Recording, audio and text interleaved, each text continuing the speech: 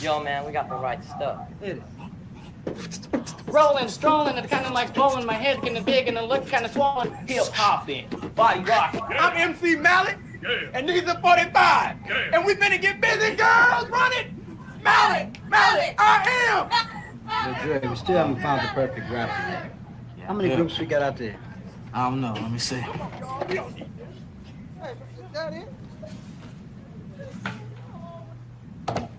Man, you ain't gonna believe it. There's about 1,000 of them out there.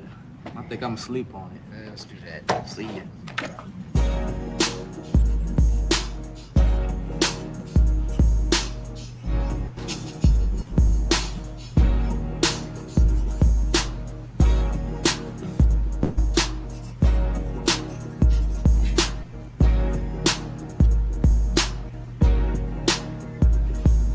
Energy, born with the wisdom, sense of a rich man, knowledge in the rhythm. This is what I'm using to come up with a style, so I'll interact all together better with the crowd. Nervous for a second and the record starts spinning and I fall into the state of mind that I've just created. Pumping like the doctor, D into the RE suckers ready to leap up on the tip when we made it. Created so I need to be regarded as a regular, more than just a little bit better than my competitor. You should never underestimate the fashion. I hope for the stage, whether I'm cooling or thrashing. Cracking the concoction created by me. When read, you read E equals a D-O to the C. Knowledge and the talent that my mother had born to her equals an artist I won't be born. What is that, Dre? It's the formula.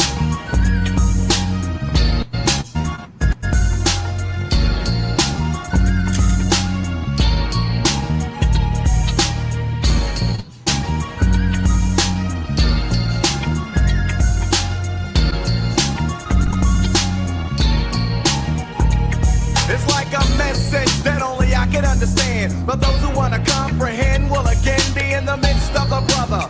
Unlike another in any way, cause Trey don't play, say what the others say. Originality is a must whenever I bust. The funky composition is crushed, and I trust that you know it when you hear a funky record with potential. Be getting hyped with Trey rocking the instrumental. Nothing like what you've heard before and more, nevertheless. See, I don't best. I mean, I'm like fresh, if not the fresh. When I'm expressing my thoughts on, Ronnie, you can help but listen up and get caught on.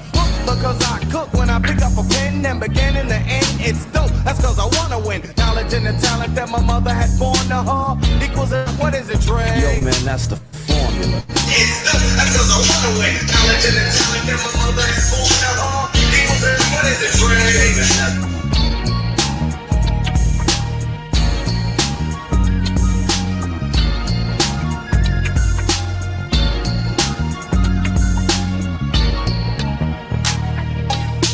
It dope as long as I can like imagine making each record that I do better than the last one. Take a little time, choose the topic and drop it, release it. Sign some making dope beats with rhythmic American poetry. Shifted the stations, now many people know of me.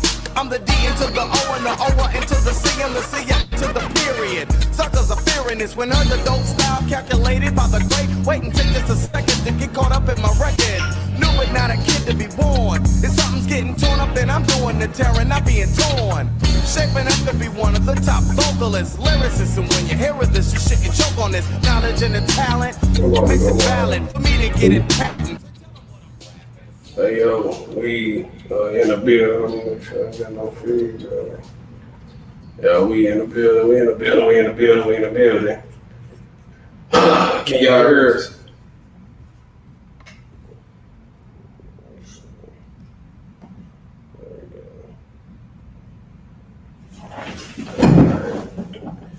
Yeah, so yeah, we're gonna start this one on off. So I got you Battle, I got you on the live stream. Why don't you go ahead and tell folks who you are? Hey, what's going on, everybody? Coach Battle. Been coaching for probably about 20 years on various levels. Just, been doing this for a minute. Been coached a lot of guys for the most part. I never tell guys to go into the league or anything like that because That's not the goal. The goal is to bring up a bunch of educated men being able to provide for them families and do what it is that they need to do in life. With that being said, I've had several 5, 6 guys go to the league in the small amount of time that I've coached. So at various levels. So Can you tell the folks some of the cats who went to the league who you coach? oh man, you putting me on the spot, but I got a couple guys. As recently, I got we can go back. I had Tyler Davis played down at Miami for a minute. David Bass, David last played up there with the Jets. Sam Brown played up in Minnesota for a minute. DeJuan Bennett, Minnesota, went up to Green Bay for a minute. And then actually recently, I got a kid out of Ladue High School. He's currently a punter. He's currently a punter in the NFL right now. So kind of well versed around these parts. Yeah. You did some work with No, you don't like talking about the Cowboys. You did some work with Zeke, though, right? Nah, I ain't really did nothing with Zeke. I mean, just been around and watched him grow up on the track scene, around my son, getting their work in. So not really, but, he's been around. He's been a catalyst in St. Louis, been an inspiration for a lot of these guys around there. All right, yeah, you said a lot, you had guys on pro, but you coached some guys who went to college level, coached some college level folks, trained some folks, ran a real heavyweight program. And kind of one of the things I wanted to kind of get off into today is, just like the nepotism and stuff, the system in sports and generally, but particularly football is one of the last things where they can't really, by the nature of the game, they can't totally shut you out of it, as far as playing is, but it's a lot of politics, if you will, that goes into the coaching, of the game. You know what I mean? There's a lot of politics in the coaching of the game. Just wondering, what some of the politics and stuff like that you ran into as far as coaching ball, or a lot of the politics that you've seen, as far as in the coaching ranks. Well, I mean, you hit it on the point, man. Straight up, let's keep it down. Even if we don't say it's racism, we can definitely say it's policy and it's definitely nepotism in this thing. In this game, we can start from high school ball. I mean, for the most part, they bring a lot of the black coaches in to be the inspiration guy, to be the running back coach, but they don't want to hand over the reins to a coach. And a lot of times in high school, what they like to say? They like to say, "Oh man, he's too young for this position," right? So, but we got NFL guys, 30 years old, head coaches. So at what point did they put in any work in high school or college, anything like that? Then they talk about the brilliant minds. I like to think about when they talk about Mike Martz, when they talk about Mike Martz volunteered to coach and he put his work in through volunteering. Well, I know 2,000 guys that volunteer every day coaching little kids. You don't think they'll volunteer in the NFL with an opportunity to make millions? Everybody's going to volunteer, but we don't see those type of volunteer activities for the black people. So just keeping it 1,000 on that. And then, then once we get into the college ranks, oh man, that's a whole different level of ridiculousness. We talking about, we got over 132 D1 programs and 6, 7 black head coaches. Now that's crazy. I mean, and like, if I had a son, or I do have a son, and he's getting recruited by a coach, first thing I'm asking is, how many black coaches do you have on your roster? Because what it says to me as a coach, when we talk about nepotism, these guys have put thousands, and they like to brag about it, thousands of black kids in the program into the league, but then they can't say that any of these kids will get enough to come back to coach with them at their alma mater. That's crazy. Right, and I mean, just with that, as of the last 2 3 days, we had we had what's his name, Deion Sanders, primetime, become the head coach at Jackson State, and came with an all-star cast of coaches from O coordinators to your D coordinators or D line coach Warren Sapp, the wide receivers coach T.O. He went and got a star-studded guy, a star-studded cast to assist him in coaching for a HBCU. So now he's starting to bring that type of stuff back to the HBCU. But with a former NFL guy, it's great to go to HBCU, but why didn't he get the opportunity to kind of go to? I mean, he's a Florida State guy. Wow. What's the type of politics that would keep him from taking a guy once Jimbo Fisher left? They just kind of been throwing guys in there. Yeah, I guess Willie Taggart and where did he come from? We get a bunch of guys that we are starting to see come into coaching. It's like, where did they come from? Sean McVay's, and I know I'm flipping from pro to college and stuff. We want to stay in the college realm, but greatest quarterback of all time, but he has to go. The only head coaching opportunity they would give him is Jackson State. Well, with that, I think to be honest with you, Jackson State made a push to make a statement to everybody, because we do have our movement. We have our movement going on right now. And I think Jackson State probably made a push to bring names into Jackson State. And right here in St. Louis, we actually have coaches that we have been from the Black Coaches Association. We've been having discussions and like some of our kids that, for the most part, if they're not going to FBS or FBF schools or whatever, I mean, what I'm talking about. Yeah, D1 schools. But they're not going D1 schools, then we're starting to put a ringer in our kids that if they're quality kids, and especially we start talking about quarterbacks, and we're definitely going to get into quarterbacks. If we start talking about quarterbacks, how they push our young brothers away from being quarterbacks and try to make them receivers and stuff like that, even in today's society, as they're trying to do that stuff. Well, why don't we send these guys, if they're not going to these big D1 schools, why don't we start sending them to these HBCUs? Right. And that's a push, because what benefit? I mean, not dogging the school out, but what benefit is it for me to send a kid to Bumfuck University? If I can send them to one of these HBCUs and put up numbers like Steve McNair and make people look at you instead. Right. Yeah. And I mean, you got what's the guy? Jason Taylor, man. I think he went to Alcorn or Akron. Right. He was a homeschool kid, then ended up going to the HBCU. Akron, right. Probably one of the best DNs to ever do it. Walter Payton, second greatest running back ever behind Barry Sanders, in my opinion. Too. Jackson State. Who else, man? We had several guys. Jerry Rice, the greatest ever do it. Mississippi State or Mississippi Valley, something like that. Mississippi Valley State. Yeah, you had.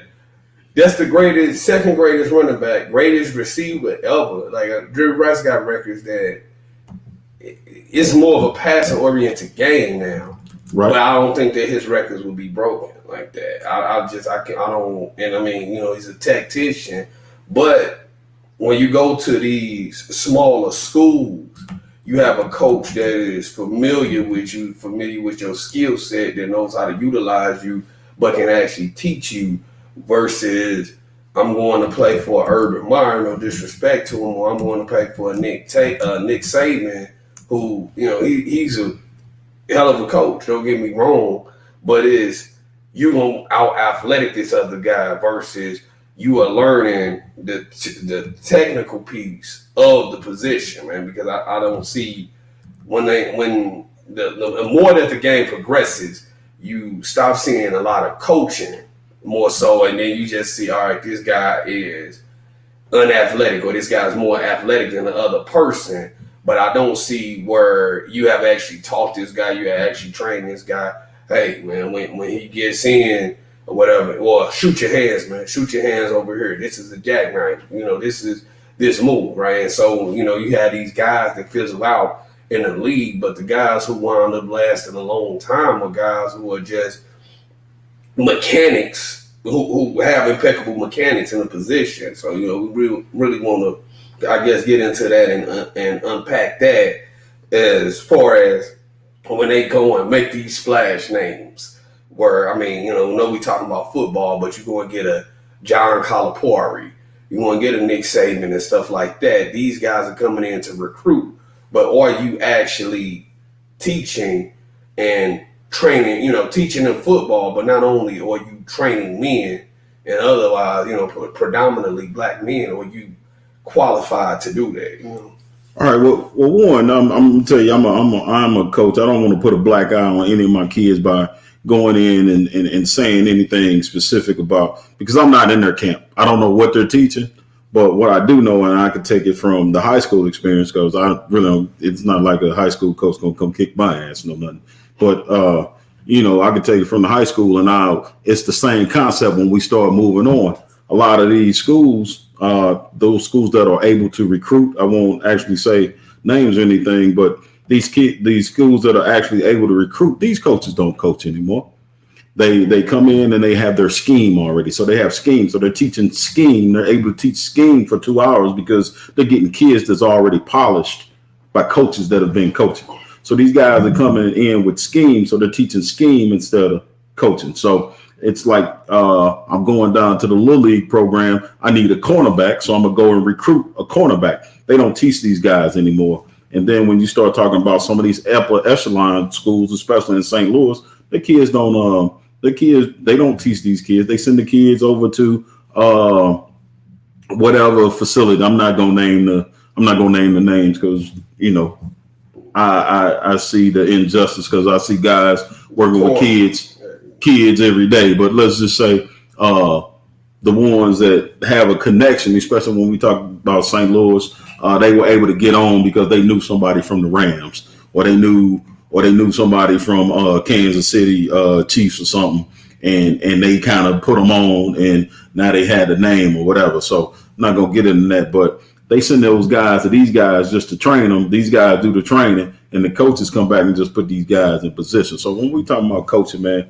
a lot of these guys ain't even coaching, man. Well, and then once again, when you talk about the nepotism, let's talk about these opportunities. When we talk about the Nick Sabans, when we talk about the Pete Carrolls, when we talk about the Belichicks, when we talk about all of these guys, man, these guys have had opportunities and they've been recycled and recycled and recycled. Everybody talk about how great Nick Saban was. How about when he came to the league and got his head kicked in, and then he had to go back down to college? It's the same thing, man. It's just like all of these guys. Even when you talked about what's his name, Calipari, he jumped up to the league, got his ass kicked, and had to come back down to college. I mean, that's just the nature of it. It's different. It's levels to this shit, and everybody don't transfer in that level. And once again, we allow certain people to actually, they go in. You allow them an opportunity to coach and mess up and come back. But then when we go back, we talk about a guy like Lovie Smith. Lovie Smith, it just happened to be a unique year. Lovie still go 10 and 6, and you fire the man the next year. You know how many coaches wishing they can get to 10 and 6? Lovie goes to 10 and 6 and they fire his ass. That's bullshit. Well, what about the guy? I want to say his name is Steve Wilkes or something like that. They gave him the head coaching position over in Arizona. Gave him 1 year. Then they went and drafted the kid Kyler Murray, fired him, brought in Cliff Kingsbury. Kingsbury ain't trained for nothing. He's unqualified.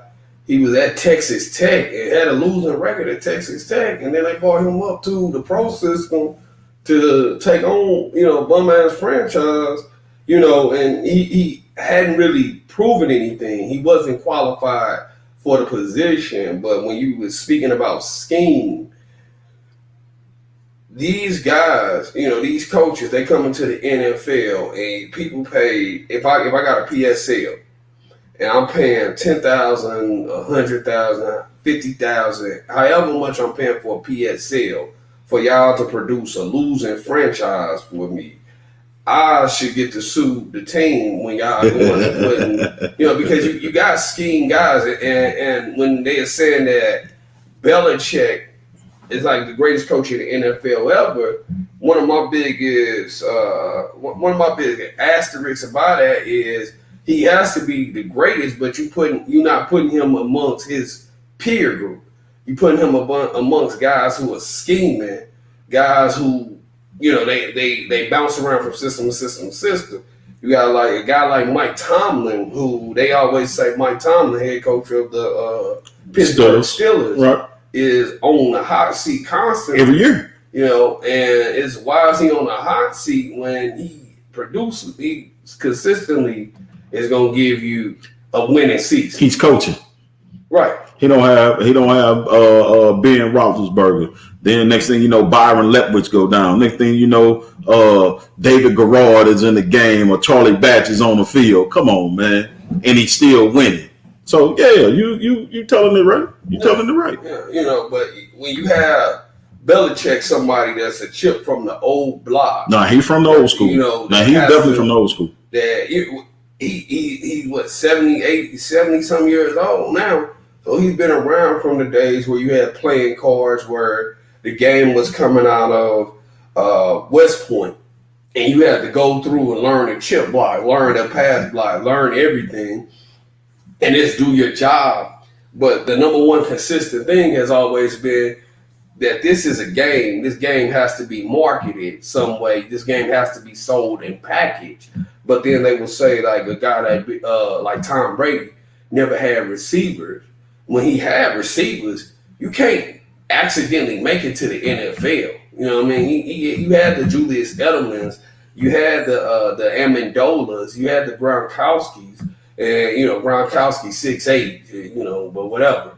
But he had all these black guys, man. You don't accidentally make it through training camp playing for a team that had won 6 Super Bowls, that won multiple Super Bowls, all-time winning coach, and then you can't play no ball. I mean, that's just bullshit. Now, do they got the intangibles, the Calvin Johnsons, the Julio Jones, all of that stuff? No, but these guys, when it comes down to this game, can you run a 10 and go? Can you go and catch the first down ball? Can you go and catch can you catch this sideline ball?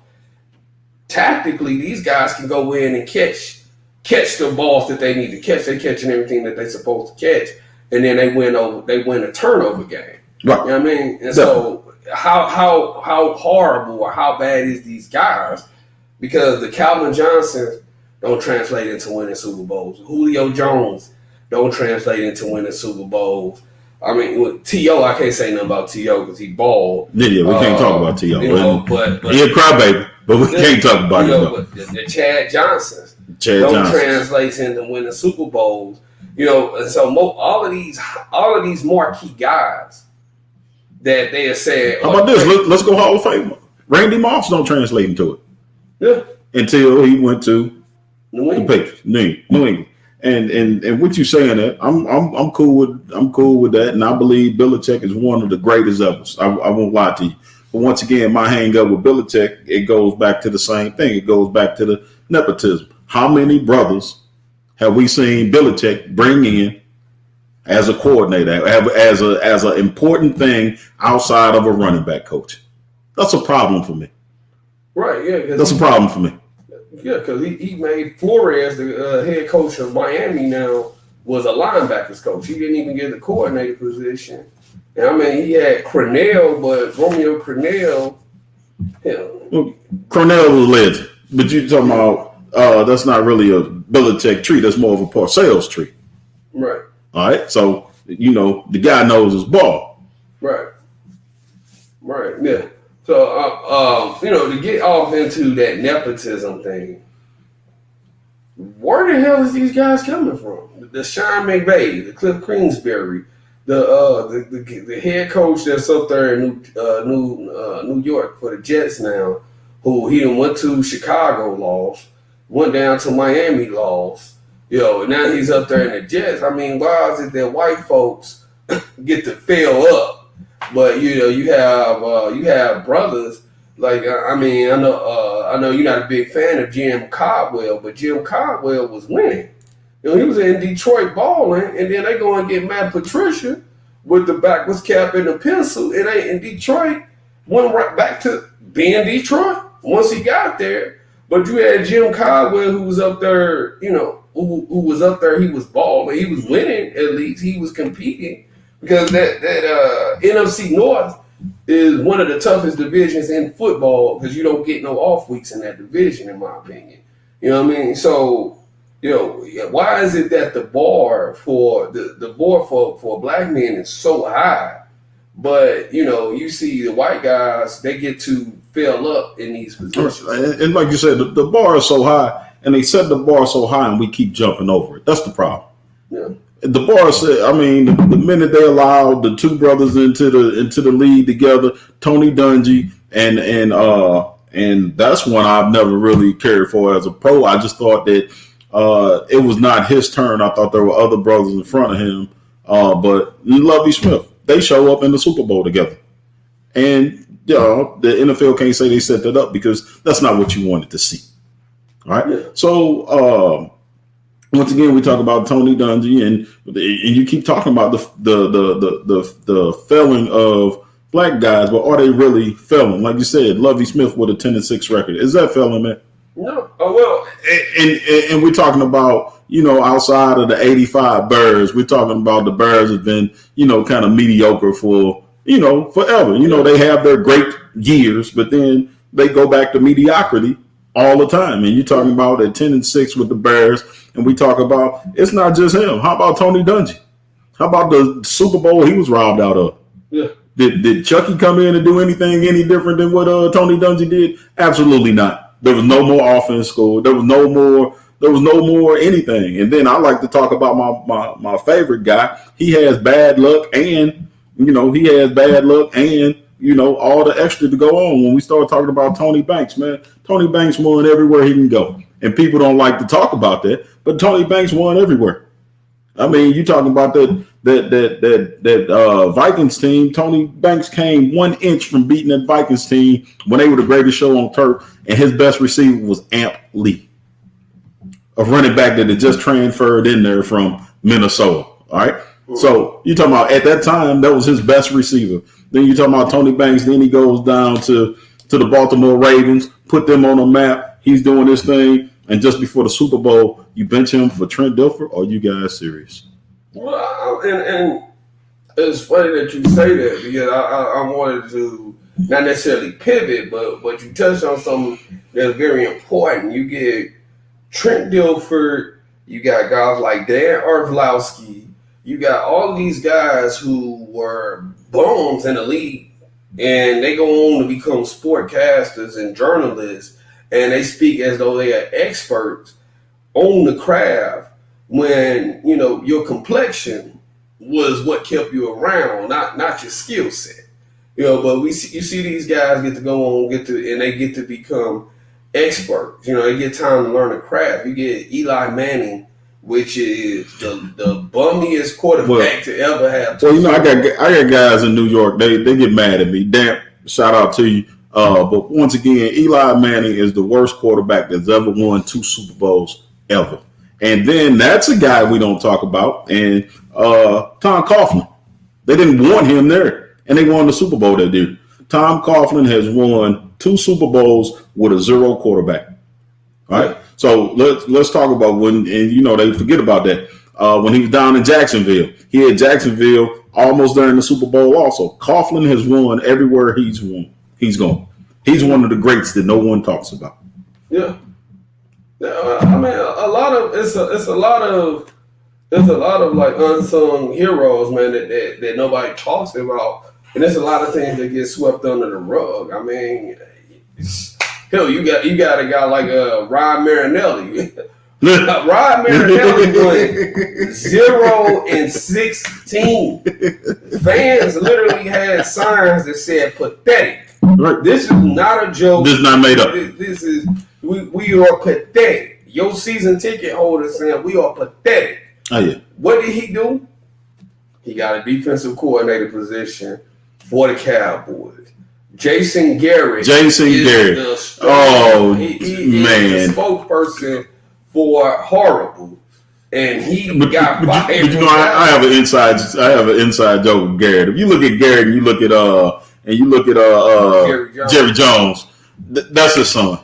Yeah. That's his son. That's his illegitimate son, and he's trying to keep his son with a job. So I don't want to hear that. So we won't get in, but it goes back to the nepotism we talking about. They're gonna make sure that they keep hiring their people and they friends. Yeah. All right. And let's not go back to nepotism. It goes back once again when we go back to high school. Who's the most powerful person in the high school? The president. No, the head football coach. Right. He has the most influence of anybody in the school because the head football coach can bring money to the school that the principal can't.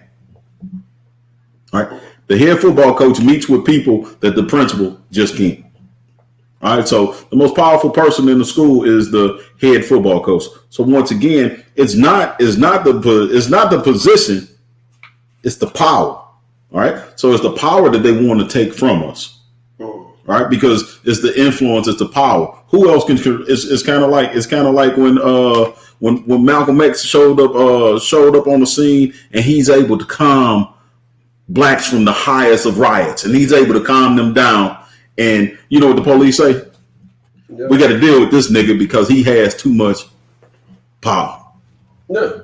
So and that's what we're looking at. So then now you at the university, come on now, it's only one. We have zero idea who the president of any of these universities are at any of these universities, but we know who their head coaches are.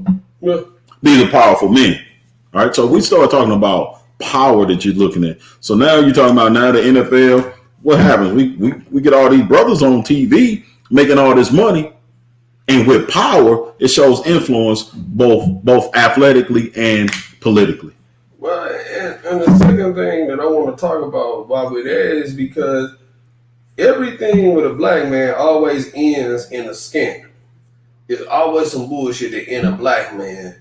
But we done seen Urban Meyer go to Florida. Oh, man. They faked a heart problem to get him out of Florida. He went to Ohio State. That Ohio State on the gangster level, man. I don't blame him for the Ohio State. What's going on with another nigga household? That's your household, man. As a head coach. See, how about Bobby Petrino down in Louisville? Oh man, getting that skullduggery and riding on that big Harley with that young girl, boy. I mean, but it's how was he rewarded? Oh, he got another head coaching job. Lamar Jackson. Well, how about that? He got another head coaching job, man. Yeah. How about my boy up in Notre Dame, lying on his application? What'd he do? Get another head coaching job. Yeah. Get another head coaching job. Yeah. So you telling me there's no brothers qualified for a head coaching job, but we're gonna take the dude that's dating all the co-eds. We're gonna take the dudes that's getting to school. Since that's the way they scandalize our name, you know what I mean? But we can't bring no brothers up to none of these programs to get these jobs. Come on, man. Come on. I mean, or they saying that guys aren't qualified. I mean, because I know one thing, we have seen so many athletes come out of this area where we go in St. Louis, Missouri. Oh, yeah. We got, just outside of the football realm, we got Brad Beal. We had B.J. Armstrong. We got Ben McLemore, Sheldon Richardson. Jason Tatum. Jason Tatum. I mean, Jason Tatum, David Lee, Brad Beal, they all come out the same school. McCall. Yeah. Patrick McCall. Yeah. Oh yeah. Sure. Yeah. For Golden State Warriors. Yeah. So we here, man. We got all season athletes, and you have to learn how to coach on a very high level. You know what I'm saying? If you can make it here, you can make it anywhere. Anywhere. You know, but when you see these stigmas, you see all this prestige given to specific coaches and specific. But shoot, you talking about Brad and Jason? They were high level football players in St. Louis area. They were high level football players. And you talking about Brad? What all his brothers played? All his brothers played college football. He was the only basketball player. Right. Yeah. Well, I mean, let me dial it back. Let me go here. Right. When you start talking about collegiate sports, why is it that you have to be a good, that the principle for getting into collegiate sports is they have to measure you, damn near like you at a slave auction. Do you meet the height requirement? Or you the right weight? Do you have the same look? Versus when I cut on game tape, or you involved in every single play. In every play. I need this guy in on every single play because, as a coach, when I'm watching the game film, I'll see something different. I'm looking at, okay, this guy, he missed the block right here. This was this guy's assignment. And I think that debauchery has become such the norm that, we just have an oversight for it. Therefore, it makes a Belichick look like a magnificent coach. Not saying that he's not, but it makes him look much greater. But see, what you're doing, you're saying that you're hitting it on the nose. And I don't think you're saying it or seeing it like I'm seeing it right now, but you're hitting it on the nose. When we talk about Belichick will probably out-scheme most every coach in the league right now. But it goes back to his mentorship. All right. It goes back to him being a mentee under one of the best coaches around. So he's able to, which is what we're missing. None of these white head coaches are ready to mentor or give their secrets to any of the black coaches. So when we learn from hard knocks or actually playing the game, right? Like my man Herman, we're talking about playing the game. You have to play the game. You know what I mean? So when we're talking about this, none of these white guys are ready to give up their secrets. It's kind of like going to one of these white guys and asking, "Hey man, what stock should I get?" They're not going to tell you, player. They're not going to tell you. They scared of this. They scared of you receiving power and understanding power, and better yet, transferring it to our people to help bring them up. And they scared of that. All right. So, and that's what it comes down to. How many of these white coaches are ready to mentor and give the secret to the brothers? Mm-hmm. They're not going to do it. Whereas Bill Parcells didn't have a problem with it because Bill Parcells, bottom line, does what Belichick has learned from him. Bill Parcells said, hell with all that. Okay, yeah, that's cool. He jumped 40 inches. That's cool. Can he catch the ball? Can he play football? So Belichick is going to those extremes. He goes and picks up a receiver from Hofstra. Come on, man. From Hofstra. So the dude know what he's talking about. Can this white boy run a 4.45, 4.40? Yeah, he can do that. But he don't have to go to the meat market like the rest of these brothers that you talking about. All right. Well, we see this white boy. He can play ball. Let's see if he can run. Yeah, he run good enough. And it goes back to what you're saying. I don't need a dude to go all the way down the street because once again, me as a coach to demoralize a kid, I can keep marching down the field. I can't stop him. That's what demoralizes teams. We've never seen Tom Brady at the end of a game just he hold this motherfucker down the field and we win this motherfucker. No, he marches this motherfucker down here in a matter of 1 minute and 20 seconds and he wins this fucking game.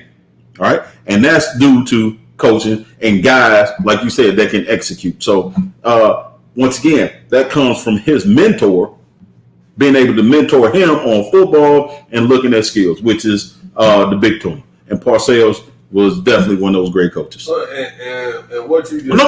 Matter of fact, you made me think about it. Denny Green. How we run Denny Green out of time? Well, I mean, Denny Green had Arizona loaded. And then you get rid of that Arizona team that went against the Steelers in the 2009 Super Bowl. That was Denny Green's team. That was Denny Green's team. Anquan Bolden, Larry Fitzgerald. I mean, they had Kurt Warner slip to him. Edgerrin James at running back. How about you said they're good? Had them slip to him because once again, when we talk about the nepotism, first of all, how can you tell somebody I'm not going to the San Diego Chargers? We draft. Let one of these brothers say I'm not going. I'm talking about Eli Manning. Let one of these brothers say I ain't going to San Diego Chargers. They gonna Colin Kaepernick his ass. Yeah. They gonna Colin Kaepernick his ass. But once again, we talk about the nepotism, Archie in the league, Peyton in the league. We gonna let him do what the fuck he wanna do. Rosenthal back behind this shit, all this. Come on, man. They gonna let him do what the fuck he wanna do. And then you get up there. We got Kurt Warner. He winning in New York. And you bench him, and you go to this big-ass slump losing with Eli just to get him acclimated. Eli was an average quarterback, and if he was a brother, they would have fired his ass and drafted somebody new. Yeah, and I want to talk about that because they give white boys time to develop because Tom Brady is quarterback now. But it took him, you had Tuck Rule, you had Spygate. You got so much cheating that the New England Patriots have gotten away with. Deflategate, all of it. I mean, they got away with so much cheating to where you winning a Super Bowl now I have a reason to keep them around. How about this? It was a weak division. Yeah, it's still a weak division. So the kid had time to learn. It was a weak division. It's still a weak division. You know what I mean? So you play the Jets twice, you play the Dolphins twice. And then Jets, Dolphins, Patriots. Who else is in the AFC East? Jets. Well, they reduced the numbers a while. Remember, it used to be 8, and then they reduced it down to the Patriots, Jets, Dolphins, and Bills. There you go. Yeah, so that's 6 wins. That's automatic 6 wins right there.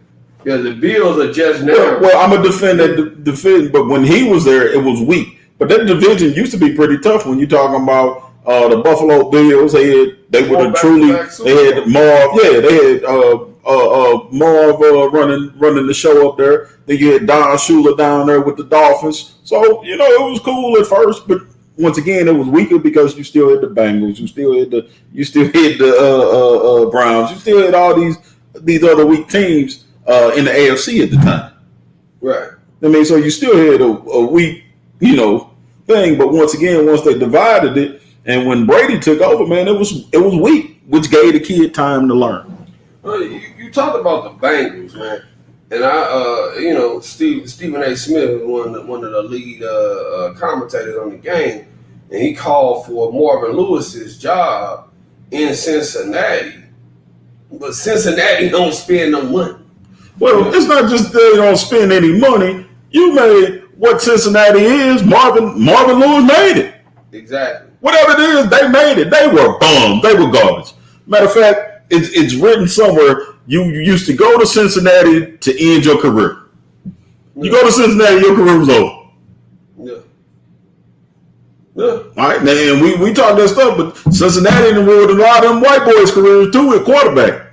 Yeah. We had a string of them getting drafted every 2 years, right? Or every year, damn near. Yeah, I mean, you got the guy. What's the guy? He won the Heisman last year. What's the boy name? Joe Burrow. Joe Burrow. Whatever. He's there now, and I think they moved somebody out, Andy Dalton, out the way to go and get him, and they just knew the Patriots was gonna pick him up. He was there. He was available. Patriots ain't pick him up. They went and got Cam. They tell you everything that you need to know about him. Yeah. Belichick is a system coach, and he ain't going to get the guy. Told me everything that I needed to know about the guy right there. But in Cincinnati, you have seen Marvin Lewis, where people forget that before you had the Baltimore Ravens whip up on Colin Kaepernick and the 49ers, the Baltimore Ravens shut the Giants out of the 2000 Super Bowl, and that was Marvin Lewis's team. That was his defense, right? And they had Trent Dilfer, as quarterback. Right. You know, so I mean, Trent Dilfer, Jamal Lewis, which is big underrated back, in my opinion. But you had him at running back, and then you had a Marvin Lewis coach defense, and then you got Ray Lewis, who is greatest middle linebacker of this time. Well, you hit it on the nose. You hit it on the nose with that. You're talking about who's the last person who was the last person Cincinnati paid for Marvin Lewis?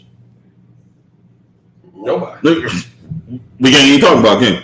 But then once again we talk about this nepotism, taking care of the white dudes. All of a sudden, we got my man down there, and I'm a coach, man. And I'm gonna keep this 1,000, man. If my boy throws 10, 15 interceptions, that's on the OC. Although he threw for 5,000 and something yards, but that's on the OC for all those interceptions, man. Why is he throwing that ball that much? You just said my boy Jameis Winston. Yeah. But the minute Brady come down there, you go pick up a tight end, right? Hall of Fame tight end. Right. You go pick up a brand new fresh running back. You go pick up an offensive tackle. What the fuck? My man didn't need that shit. Right. Last time I checked, Jameis Winston 40 time was a 10th faster than Tom Brady's. Right. Last time I checked. So he don't need the same shit Tom Brady needed? See, this the shit we talking about. This is a Heisman winning quarterback, by the way. Heisman winning quarterback. Matter of fact, won the national championship in college. But once again, we add that shit up again. We got Jameis Winston. We got Cam Newton.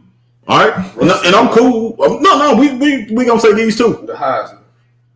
Damn, and they both Heisman Trophy winners. All right, we gonna say this too. Chase Daniels makes more money than both of them. Yeah.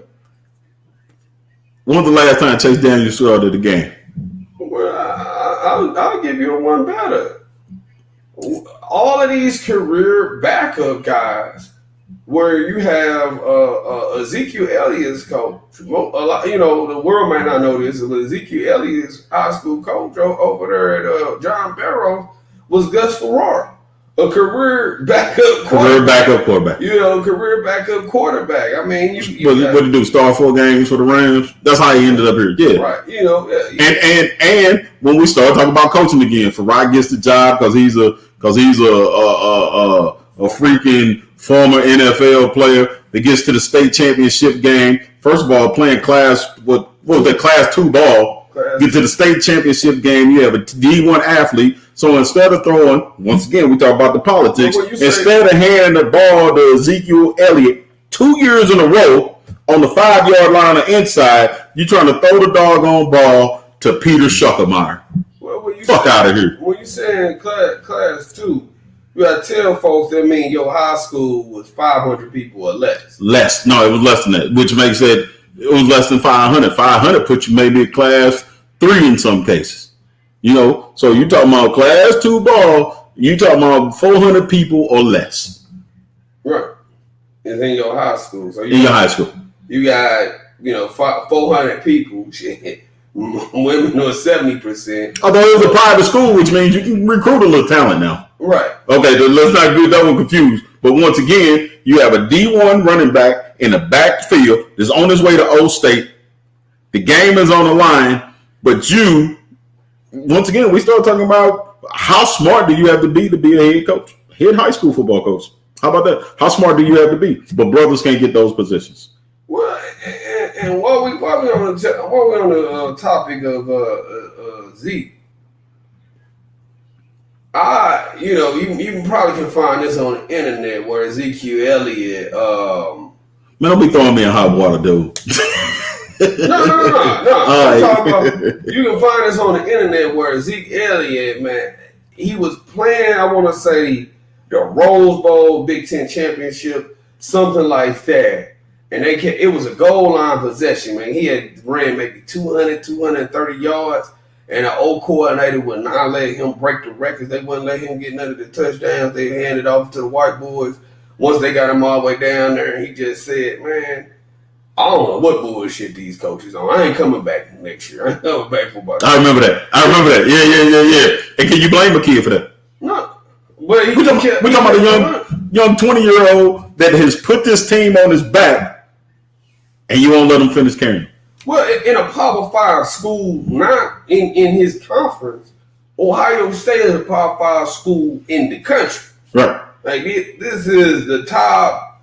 Ohio State is probably the top non-SEC school in football. You know, I will put them right there. You have to. You have to. Yeah, you have top to. non-SEC school in football. You know, Michigan don't Michigan not really worth talking about. But top school, top non-SEC school in football, he didn't carry them all the way there. You know, and this is with one of the two guys. This is under Urban Meyer. Right. He's saying it. You know what I'm saying? So how effective are these coaches essentially? You know, how effective are they? You know, if you my thing is, man, you know, to win, you need stellar athletes, man.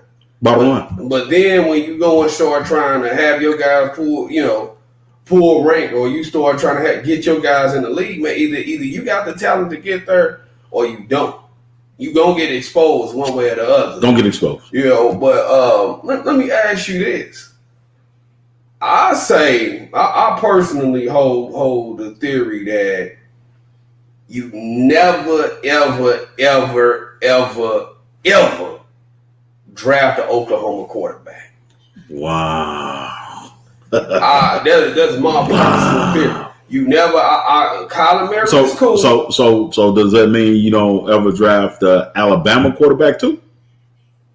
Well, I said Oklahoma. I'm just saying Alabama. But I'm just saying. I mean, AJ McCarron, Tua Tagovailoa, like I wouldn't. That's all I'm trying to figure out. How about this? How do you draft a hurt Tua over a hurt Cam Newton? That's what I want to know.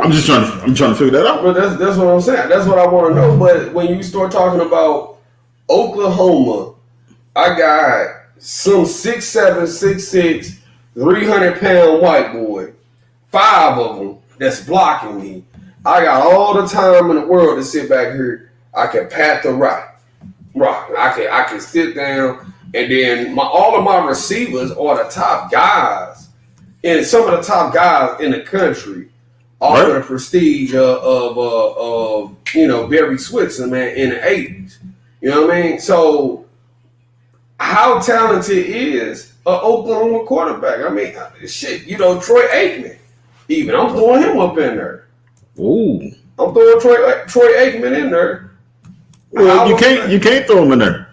He went to UCLA. He went to Oklahoma too. No, he's from Oklahoma. He went to Oklahoma. He transferred out of Oklahoma. Oh, okay. Yeah, he transferred out of Oklahoma. But how effective are these quarterbacks that's coming out of Oklahoma? We had Sam Bradford, a wash. Gotcha. A bum. Right. Baker Mayfield. Right. A wash. Gotcha. A bum. Kyler Murray is still to be determined, but I know that they done spent damn near $100 million, putting folks around him. And then the Kyler Murray thing, it ain't necessarily Kyler Murray. It's the Cliff Kingsbury guy that they trying to get in the mix, because I think, like, for the first time, we starting to see guys that's not coming off of these Rothschild Bilderberger type bloodlines in the NFL, man. And you starting to see, them getting fresh blood in. Blood. With the McVays, with the Kingsbury's, all these new guys. But what you saying there, man? How about this? We go back to making sure that we try to keep the white quarterback in power. Once again, how about the draft with Watson, and you go manufacture 2 white boys to draft ahead of him? You go manufacture these guys. You go make these guys up. Well, because the guy broke records at North Dakota State. You know how many times brothers have broken records at all of these HBCUs and all these no-name colleges? Do you know how many times we've done that?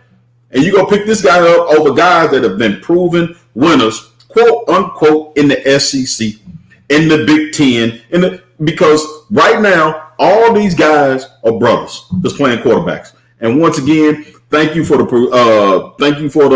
doggone concussion protocol, because if you're scared to play, that's right, keep your kids away. I don't have a problem with it, because what it's doing is opening up opportunities for our kids. So all these guys that would normally be quarterbacks, we don't mind you letting them go play soccer. Thank you. Yeah. I was stationed out in Fargo, North Dakota with the Air Force. And for this Carson Wentz guy that they manufactured, and you are in Fargo, North Dakota, it ain't shit up there but flatlands, cold-ass winds, and Somalians, man.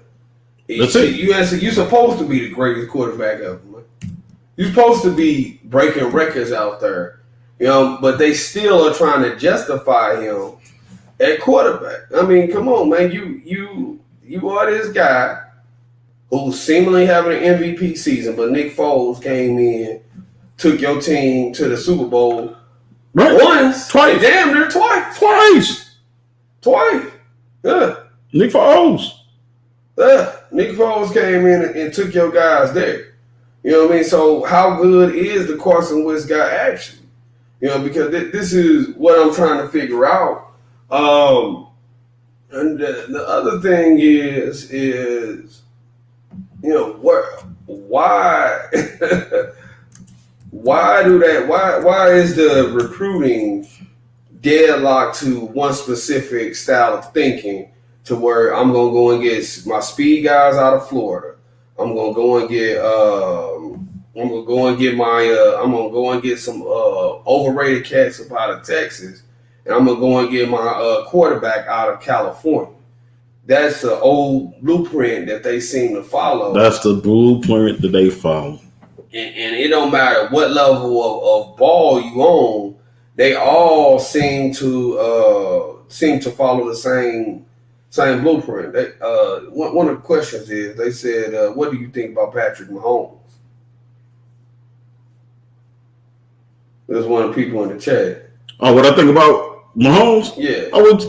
He's spoken. He's spoken for himself. Look. Hey, Pat's the real deal. Right. Pat Mahomes is the real deal. Right. There's no questioning that. There's no, and right now the NFL is probably the most competitive it's ever been, because of all of these brother quarterbacks that we have in the league. And I said it. And I said it. It's been the most competitive since then. But Pat Mahomes, he on a whole nother level. But it goes back to when we get on all of these high school coaches, because I've been at a high school where the basketball coach says, we don't want you playing football. I've been in high schools where the football coach say, hey man, put that round ball up. I've been on there when coaches are saying, oh man, don't play baseball, man. It's gonna mess up your arm. I'm guilty of that one, but not mess up your arm, but don't play baseball because it's taking time away from football when you could be doing football type deals. All right. But we talk about this when we see Patrick Mahomes, you see his array of being multi-talented. He evidently went to a school where they didn't limit him. And I've seen this a lot from a whole bunch of different coaches, and I'm actually dealing with it now. So I'm not getting into that, but I'm dealing with that now. They don't want these guys to. If a guy's an All-American, we got to shirt his athlete. All right. You talk about Pat Mahomes was a hell of a basketball player. You talking about the league had to tell him to stop hooping. Yeah. All right. They put that in his contract. He cannot hoop for conditioning anymore. All right. You talking about this guy? Shit. Baseball. Fucking daddy was a pro baseball player. This guy could have went pro in baseball. Yeah. And then football, we have to let these things do it. We see it. His vision is everywhere because it's the basketball awareness. We see the throws, the sidearm. There's baseball. We have to allow these. Pat Mahomes is the truth. Well, he's the truth, and he's proven it. Well, I mean, to me, Patrick Mahomes is everything they still trying to make Aaron Rodgers be. You know what I'm saying? Well, I'm spotty on Aaron Rodgers, man. Leave me out of the Aaron Rodgers conversation, man. I don't want nobody shooting me, man. But he learned under a guy like Brett Favre, who should have been kicked out of the league too. Mr. Interception himself Jameis Winston got a long way to go to catch up with Brett Favre on throwing interceptions. Yeah, well, I mean, he's a gunslinger. He's up there in Wisconsin. There ain't shit else to do other than eat cheese and watch the Packers play. That's it. And the citizens of Green Bay, they own the Packers. And how about that? Brett Favre ran my man out of the year he should have benched Brett Favre. Brett Favre was hurt. Didn't nobody want to see Brett Favre, so instead my man Ray Rhodes. Ran Ray Rhodes out of time. That's one of the first notable brothers that we knew picked a job, and after they railroad Ray Rhodes said he'd never be a head coach again. Ever. They railroaded him. Yes, I ain't as familiar on the Ray Rhodes guy, but Philadelphia Eagles had one of the best defenses around. Oh yeah, with Reggie White. Reggie White, all the guys, yeah. And got in the car crash. Shit, name is on the tip of my tongue. Can't think of who you talking about. He was the other D tackle over there. He died in the car crash. He was a skilled guy. Mm-hmm. But shit, that's Mike Holmgren and the Parcell Street all the way over again. Oh yeah, all this the Parcell Street. And I mean shit. Lombardi, Landry, all them guys. They all came out of that same system. But Brett Favre went to Mississippi Valley State too. Then he went to Southern Mississippi. Southern Miss. But that's the guy. Shit, he's showing up at the Brady game. He's showing up at Brady game. These folks are, they telling me, they kind of showing you kind of where they standing there, because he's showing up at Brady game, and you got all these guys taking care of each other. But let me go here. How the hell does John Elway still have a job? Oh man, well he has a job because he bought Peyton Manning in. All right, and he got that championship and made him look like the winner. But hell, Denver is suspect anyway. Shit, Denver could have rolled off more championships had they just played Bubby Bristol after Elway left. You got to consider Bristol carried that team to Elway because Elway was hurt. They carried the team, got to the playoffs, and put Elway back in and allowed Elway to win the championship. All right, much the same way you did with Peyton Manning. I'm not gonna get in that because nobody's a Tebow fan except for me. But Tebow, once again, had Denver winning. You say what you want about Tebow. Tebow was a winner. All right. Man, I just go with winning, man. I like winning football. Period. Doug Flutie, winner. Well, yeah. Well, shit. But these guys, you blackball. He won in the Canadian League. He won. He won all over, man. I like to see those journeyman guys, man, who come in and make one stance. Because, hell, it was a journeyman quarterback, man, that really could have effectively made you never hear of Tom Brady ass again, man. That's Rich Gannon as quarterback of the Raiders. That's true. Rich Gannon could have came in and he could have shut all of that Brady shit down if it wasn't for the tuck rule. That's true. That's true. Would have folded Brady career. And that's it. Because I mean, Gruden. That's the only reason I don't hate on Chucky, because they screwed Chucky out of championship. Then they screwed Tony Dungy over to send Chucky over there. Chucky didn't do nothing special. Well, and you got guys that played for Chucky that say, nah, yeah, use the coach, but this Tony Dungy put this together. You got guys that play for both of these guys, and they say Tony Dungy put this together. Well, I mean, it takes something special, man, to know all of the elements of the game, man, because when you are the head coach, it gives you more than just football, man. It's more than just the X's and O's. It's the handling of people, and it's the handling of scouting and sending the scouts to the right places, man. I just looked this up too, man. I was listening to you. You said Oklahoma quarterbacks. How about Alabama quarterbacks? Jay Barker. We remember that name. John David Phillips. What happened to him? Andrew Zoe. What happened to him? How about Brody Croyle, John Parker Wilson, Greg McElroy, AJ McCarron, Blake Sims, Jake Coker, Blake Burnett, now Jalen Hurts, and Tua T. Well, shit. Why we there? I'm just saying, why we doing it? Well, I mean, well, shit. Well, why we there? Well, shit. What about them USC quarterbacks? Oh, shit. Mark Sanchez. What's the left-handed guy? David Carr. Carr. Yeah. Michael. What is it? Matt Leinart. Matt Leinart. Yep. I mean, shit, man. What for me, you have a guy like Pete Carroll. Mm-hmm. Pete Carroll is still a head coach. Mm-hmm. And his time then came and passed. I mean, come on, man. You got beast mode, Marshawn Lynch down at the 1 yard line in the Super Bowl. Let me defend Carroll on that one.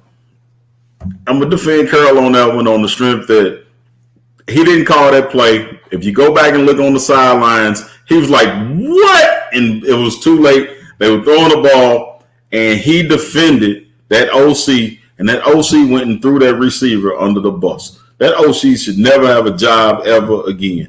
He went through the kid under the bus. I'm like, he didn't make a great effort on the ball. That's bullshit. That ball should have never been thrown. Better yet, how about this? My black quarterback, Russell Wilson, should have checked out of that bullshit.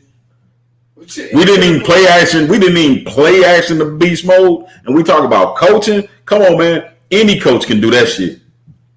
Same thing with Mike Martz. Any coach can do and act like they want to win the game any way they want to. When the game was simple, hand the motherfucking ball to Marshall Faulk. It was that simple. That simple. Hand the ball to beast mode. It's that simple. Well, I mean, take it here. Dick Vermeil was the engineer that greatest show on turf. I ain't giving Mike Martin. And they don't give Dick Vermeil enough. He orchestrated Philadelphia. He had Philly winning. Then he retired forever because, once again, we all know Dick Vermeil. He's sensitive. He's a sensitive dude. He's real sensitive. It got to him. So he had to take time off. Then he came back to the Rams. Now, that's one thing he did do that people didn't recognize. He humbled himself at every position that Dick Vermeil had. Every important position, Dick Vermeil had a former head coach at that position. But, I mean... So the attention to detail that a head coach normally gives everything, he had a guy in one position, attention to detail at every last one of those positions. Right. But when he left the Rams, that greatest show on turf, he went to Kansas City and had Kansas City. And had Kansas City rocking and rolling. Balling. Had Kansas City rocking and rolling. Kansas City was balling. I mean, balling. Dick Vermeil had them balling. Larry Holmes, you had Dante Hall. Priest Holmes. I mean, yeah, shit. Larry Johnson. What is it? No, Peyton Hillis was out there in the Browns. Tony Gonzalez. I mean, that was Tony Gonzalez's career. He made Tony Gonzalez's career. Shit, mate. Matter of fact, we can't talk bad about him. Your boy was up there, so you can't talk bad about him. Oh, Bradford. Wasn't he the trigger man in Kansas City at the time? No, Sam Bradford. He went to the Rams. Sam Bradford is the reason why Cam Newton all fucked up and only got $100 million contract. Sam Bradford was the last person to break the bank. They drafted this nigga and gave him $72 million, and he never touched the fucking field. They gave him something, man. He robbed the bank. Man. $72 million. They gave this dude $72 million and improved shit, bro. And then they give what's the guy? Jamarcus Russell. Man, well, how about this? Oh, Trent Green. I'm sorry. Yeah, Dick Vermeil came back and got his boy that got hurt in St. Louis. Trent Green. Yeah. Well, now we'll talk about that. Now it used to be Tony Mandrick, but Mandrick came back and ended up playing. Jamarcus Russell may be the biggest bust ever. Jamarcus Russell? That's your boy out in out of with the LSU. Raiders. Yeah, I don't know, man. I mean, I don't know. I say Baker Mayfield. Shit, you know. Well, you know his stuff ain't over. You already know Baker Mayfield is a big because what receivers did they give Jamarcus Russell? Well, how about this? Baker Mayfield, add your boy on there. Money Manziel, add him on there. Yeah, they're the same guy. Exact same guy. They're the same guy. Exact same guy. They're the same guy. Once again, it goes back to when we talk about the black quarterback versus white quarterback. Baker Mayfield can talk that shit. Johnny Manziel can talk that shit. They got moxie. They got swag. But when the brother talk that shit, he arrogant. He's an asshole. He's Cam Newton. Man, fuck y'all. Well, Talk your shit, black quarterback. Talk your shit. And you gotta be fucking up as a white boy when they put you with LeBron to clear your image up, and LeBron say, "Fuck that, fuck this Nike contract, keep this dude right here." How the fuck is you know what I'm saying? You one of the top quarterbacks in the league, marketing wise, not playing wise. Not playing wise. Marketing. You crack the fuck out, doped up. You know, I'm talking about Eddie Kane 5 heartbeats. Doped up. You know what I mean? And they keep on, I mean, shit, man. Him and Josh Gordon, man, is fighting the cracky Olympics, man. They ain't let it go. I don't know. Just say no, baby. I mean, just say no. Raw. Just say no. These cats are raw. You know what I mean? These guys are raw. But this is what I'm saying, man, is that he came in. He was never deserving of the spot to begin with, and all of those measurables, right? You know, shit. For instance, you know, my brother was a undersized cat for the position that he played. For the position that he played, statistically, is probably one of the greatest linebackers. One of the greatest linebackers in the state of Missouri. Through the state of Missouri. And Johnny Manziel was undersized for his position, made it all the way to the league and could barely play. And cats forget that when Manziel was playing, he was under that guy with Kevin Sumlin. Yeah. Dude was a hell of a coach when he was under him. Now that you saying that, I'm not trying to cut you out. Now that you saying that, and this is off of football briefly. All right. When we talk about the Boston Celtics and the great run that Boston Celtics had, who do we talk about? Larry Bird and Magic Johnson. Larry Bird. But when we talk about that Celtics team, who we talk about? We talk about Larry Bird. Robert we talk Perry, about Kevin. Bill Lambert. Kevin McHale, Danny Ainge. We talk about all the white boys, right? Right. How many times have they talked about KC Jones? They don't. But when they talk about the old Celtics, they don't talk about Bill Russell. They talk about Red Auerbach. Yeah. But during our more recent time with the Celtics, they don't. Matter of fact, they don't even talk about Doc up in Boston. Well, and they never gave him KC Jones. This is the thing. You would have never known the Boston Celtics was coached by a brother. KC Jones. Well, and this is the thing, man, is that in sports, people don't realize the game has to be marketed to you to keep you interested. And the marketing is not the facts of the X's and O's. Odell Beckham ain't that great of a receiver that he's cracked up to be. It's the marketing. The marketing is what makes him. Well, with that, I'm gonna add to that. Odell helped market himself. With the hurt? Yeah, with the hurt. He helped market himself. All right, so when we talk about Odell, I don't care who out there, he'll never be one of the greats. He'll never be able to be one of the greats because he cannot catch the routine ball. He does not turn that quick slant into touchdowns like Jerry Rice did. Well. He can't catch that regular over the shoulder. Now he gonna give you some jelly because once again it's typical of this generation because of the ADD. All right, that jelly catch, you got to concentrate on that. This simple catch that's coming to you, you ain't got to concentrate on it. So they missed the simple ball. Well, let's not even go to Jerry Rice. Let's go to Torrey Hope. Let's go to Isaac Bruce. Well, Larry Fitzgerald. Are we coming forward?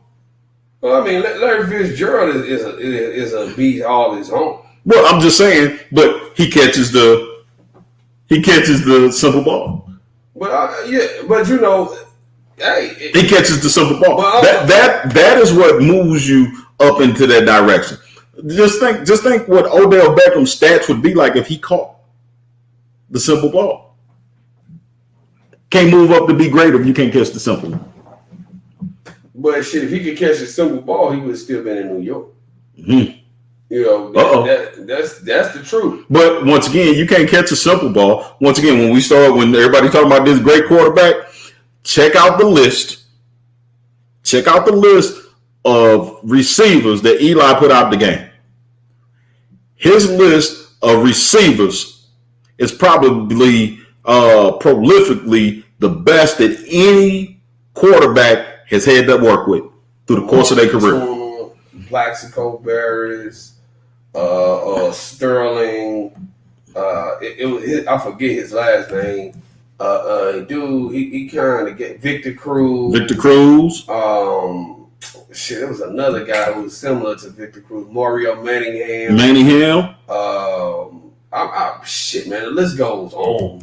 You know, because you can and you can say, oh man, them dudes was them guys when you start talking about doing their time, those guys were them guys. They just wasn't bullshit dudes. They were those guys. Right. And Eli had them to throw to. And he slowly took out every last one of them. Well, and let me ask you this. I kill you. In this age of YouTube, of Hakeem Nicks. Shit, man, you could go on and on and on. Keep going on. But in this age of YouTube and film and all this stuff, and where you don't have scouts going out and doing the old school style recruiting, where they're going to these schools, or are we really seeing a high level of football being played? Or we seeing a high level of entertainment, of sports entertainment? Or we seeing it on this finest level when you can roundabout tell who's gonna be the Heisman every year? You can roundabout tell what's gonna be the top programs every year, and then you don't have any balance in the game. Alabama don't really have to be great. I still don't understand how Alabama can lose 2 games and still make a national champion, still make a big man. That's still confusing me. That's still confusing me. But see, this goes to the bullshit that we talk about the politics. See, everybody complained about the BCS, right? Yeah. Well, the initial stats being put in the BCS was given to them by the fucking coaches. Yeah. Now you put it into the computer do its thing. Yeah. But the initial rankings came from the coaches, and now they want to complain. But now, once the BCS, actually the computer got it right every year. Yeah. The computer got it right every year because based upon what these guys put into this bullshit, into this computer, based upon all these rankings. Now, keep in mind, the rankings didn't start coming out until what, week 3, I think it was? When we talk about the BCS to week 3. Well, up into week 3, is based upon everything that the coaches said, everything the media said. They rank these people. And now once you put in strength of schedule, all this shit, now the computer goes to work. So now with this new shit, it's based upon, Alabama should have been in there. That's bullshit. You lost 2 fucking games. Why the fuck you supposed to be in there? That's bullshit. I don't give a fuck if they won or not. That's bullshit. You lost 2 games. Gotta go home. I remember back old school, Penn State was undefeated and still didn't get the number 1 vote. Come on, man. Get up out of here with that shit. And this is, for me, when you start talking about these ESPN Rank 100s, because that has to have a lot to do with it as far as the players that they bringing in from school. How is a high school kid ESPN Rank 100 when you ain't proved shit on the next level? You know, well, this is this new shit, and like you said, it's lazy coaching. I hate to say it, it's lazy coaching. Bottom line, it's lazy recruiting. You know, I can put a highlight film together of most any kid that I've ever coached, and you're gonna be like, damn, this kid all right. It's just a highlight film. That's why it's called highlights. Yeah. Right? And a lot of these guys is this lazy coaching. Then they go with all these 7-on-7, no pads on, no nothing, and the guy, oh man, he's great. Oh no, man, that's bullshit. You put all us been there. You put that kid in that hidden drill, like the commercials say, you put that kid in that damn hidden drill, that shit that made a whole lot of basketball players. Yeah. That hidden drill that made a whole lot of basketball players. All right, so you put that motherfucker in pads, them ain't the same guys. Well, and I just gotta measure talent level. You know, is this guy more talented? Because this ESPN stuff, it don't mean nothing once you get on the field, man. Once you get on the field, because what it basically boils down to is you got schools. You got these schools that are power schools. Mm-hmm. Power schools because you produce 1 or 2 athletes back some time ago or whatever the deal is, or your coach got enough clout to have a deal with Nike. Mm-hmm. Nike send you over here. Mm-hmm. Now you rank. And you will meet these guys and you will go and actually watch these guys. And you be like, huh? They don't cut, these guys just don't cut the mustard. You know, they don't cut the mustard. They not good shit. They just go to a high school. And I mean, even here in St. Louis, man, we have East St. Louis, 89 blocks. And East St. Louis has been winning since ever. Like they have been winning. But you know, you got East St. Louis, whatever, and that program or whatever, one of the matriarchs, I'm sorry, not matriarchs, but patriarchs of that program is what, Bob Shannon. Yep. And they took him and put him over at CBC, private school. You know, that's where Larry Hughes come out of. You know, and they took him, put him over there to bring their program up. And And that's when you start seeing a lot of those black kids, man. They was going to the CBCs, going to the Parkway Centrals, going to all these predominantly white high schools. In St. Louis, we have what we call the MCC. All right, and then the MCC is our predominantly Catholic league, right?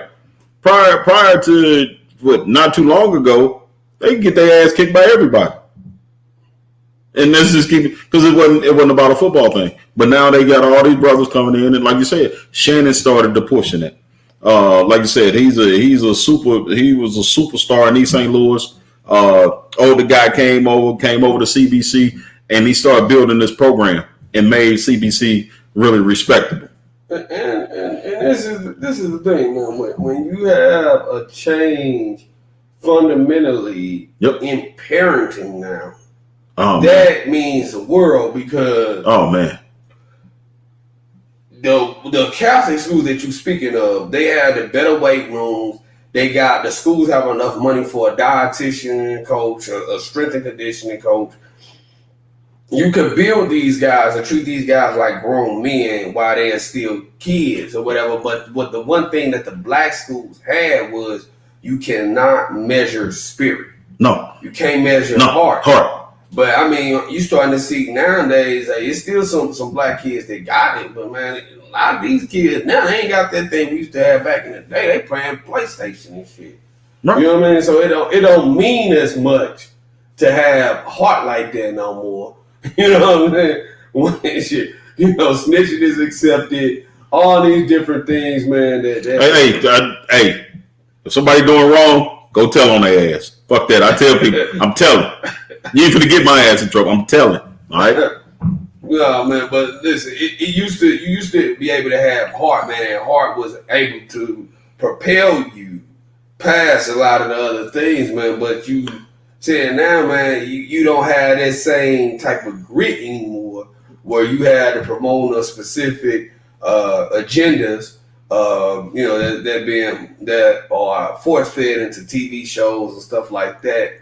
But beyond that, you just don't have the same toughness that was coming out of kids and shit from a coaching level. I can't coach. You can't coach in 2020 the way that we was coming up on the coaching in the 90s, early 2000s and stuff like that. Can't do that. You can't coach hard no more. Can't do that. It's just not there. Can't do that. You talking about when I was coming up, we wasn't allowed to get water breaks. Yeah. So, what I'm saying? Water made you weak. Yeah. You know what I mean? So that's the mentality that we grew up on. And now, I can't leave out the locker room without at least 5 tubs of water. Right. With ice in them. Right. Or you cannot, when you start talking about you are dealing with boys, and this isn't just the white mothers, but this is some of the black mothers too. You can't coach a kid hard or whatever because you have interference and things like that that's going on with the parenting, so to say. Whereas, if I'm telling him the right thing, I'm the coach. I have to be able to do my job.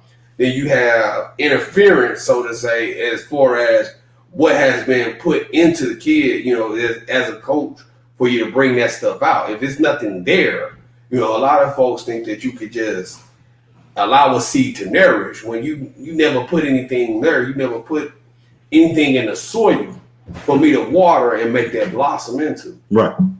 And that's just one of the paradigms and things like that I'm starting to see kind of as far as with the coaching going is that now everything is so sensitive, and then you don't have any true manhood. They really taking a lot of the manhood and things like that out of sports. You know what I mean? And well, that's one I'm gonna build on. It depends on one. What I found out. I found that, like, especially with my little league parents, I had to coach the parent first.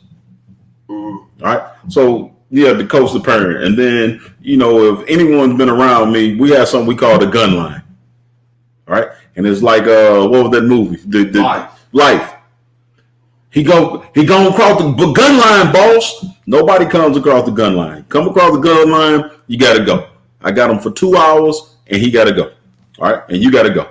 So I found I got to coach the parent first. All right, and then once I get, first of all, no parent is going to be happy. All right, and the quickest way to see who's happy and not happy, lose the damn game. Yeah. Lose a damn game. I just happen to be lucky enough not to be losing too many games. All right. But lose a damn game. You'll find out who happy and who unhappy. It's ridiculous the selfishness of people. We put self above the team. And at this age, who the hell going to the league? Like I said, I tell my kids we trying to prepare them, but no one's going to the league. So what does it take to make a great player? Like that's a good, that's a question I have to ask, because, when you're saying that the parents will go off, and I've been there when all this going off and stuff has been done. And a lot of times, you see somebody hysterical because they believe that they're 9, 10-year-old, hell, even in high school or college, even if you will, yep, that this guy is great. But he don't listen, you undisciplined, and it's certain things where you got a proverbial thing where they say you can get by, but you're not gonna get away. And so you see a lot of kids that are getting by, and you will have certain parents and things like that will want you to enable their kid to get to continue getting by. Mm-hmm. When you trying to teach the mechanics, you're trying to teach the fundamentals, the discipline, that you can be corrected before you veer off and veer left and go down the wrong path, man. So how do you deal with those type of situations where you have role parents or you have a role athlete, that believe that they are better than what they are? Well, I mean, it depends on the level. To be honest with you, I used to have this saying, I cut parents, I don't cut kids. All right, so one, if you're a derelict parent, then you probably got a derelict kid, and that's just as honest as I can be. My job, if he's a derelict kid, is to come in and correct him. All right, and if you want to be derelict, I mean, there's nothing I can do with me correcting the kid and the parent derelict and kind of co-sign this crap. But once again, I try to coach the parent first. All right, and we hold that conversation before any of these kids touch the field seriously on probably my at the end of my first week of practice, which is usually just shorts and t-shirts. At the end of my first week of practice, before I hand out a shoulder pad, before I hand out a mouthpiece, before I hand out anything, we had this big old meeting with the parents. And I let them know. I think you've been around. You didn't see me, and I let them know. Hey, if you think, I said, one, I teach two things. I tell them, I said, hey, first of all, we here to win.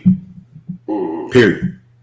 And if you're not coming here for your kid to be successful and to be a winner, then this is the wrong place. And I actually got that from the old ball coach, Steve Spurrier, initially. That's what his daddy told him. So we came here to win. All right. But let me understand something. Winning is fun. So we're going to have fun. All right. So that's what we're coming to do. We're coming to have fun. At this level, we're coming to have fun. And we coming to win because winning is fun. I've never, ever had fun losing. Ever. You can never tell me I had fun losing.